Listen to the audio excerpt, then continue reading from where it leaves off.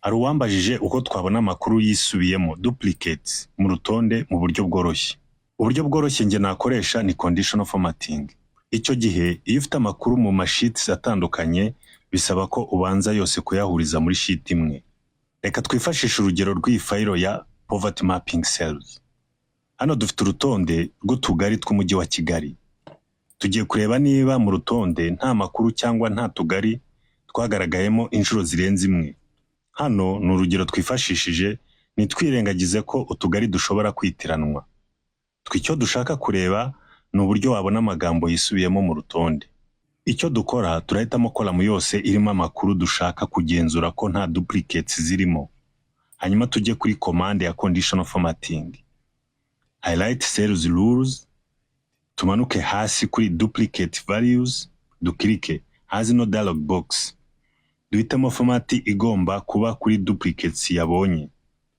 Reka twuzuze mu ibara ry'umuhondo, twemeze. Nitumanuka twitegereza urutonde rwose, turabona ko hari amagambo yisubiyemo inshuro zirenze imwe, ndetse hagiyemo n'ibara ry'umuhondo. Bivuze ko utu ni utugari tugaragara inshuro zirenze imwe mu rutonde rw'utugari tw'umujyi wa Kigali. Gusa aha ndatekereza ko ari kwa kundi utugari tuba twitiranwa, nk'uko tumaze kubigarukaho mu kanya. Noneho iyo umaze gusuzuma ugasanga ayo maduplicates yabayeho ari amakosa koko, ukaba ukeneye kuyakura mu rutonde, ubigenza utya. Ugiselectinze uhita ujya kuri ribbon tab ya data, ugakirikaho. Ukajya gushaka command ya remove duplicates. Hagahita haza aka dialog box. Aha turahitamo continue with the current selection. Remove duplicates. My list has headers, select all, Kigali City, okay. Hano bahita baguha na message ikubwira ikibaye. 10 duplicate values found and removed. Bakanakubwira n'izisigaye. 152 unique values remain. Okay. Twitegereje neza mu rutonde za duplicates zavuyemo. Isigamo izina rimwe kuri buri duplicate. Urabona ko na ryabara ry'umuhondo ntaryo tugifite mu rutonde kubera ko duplicates zavuyemo. Easy.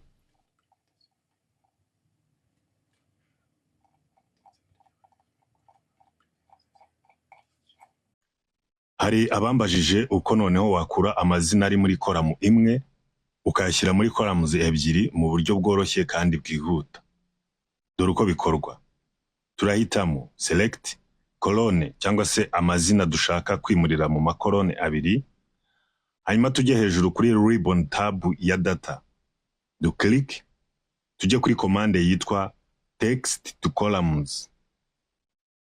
Click, afunguke iyi dialog box. Duhitamo delimited. Click next.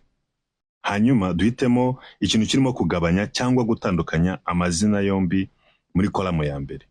Gishobora kuba tab, semicolon, comma, space n'ibindi. Aha twebwe turahitamo space kuko ariyo iri kugabanya cyangwa gutandukanya amazina muri column ya mbere. Hano hasi bakwereka n'agataburo kakwereka uko bimeze. Murabona ko ari sawa. Niyo iyi tab twayireka iri selected.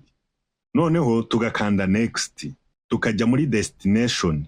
Tugashyiramo cell ya mbere muri columns dushaka ko byimukiramo. Hanyuma tugakanda kuri finish. Bigahita bikorwa. Washaka ya column ya mbere ukayisiba. Easy. Peace and love. Wait for the next video.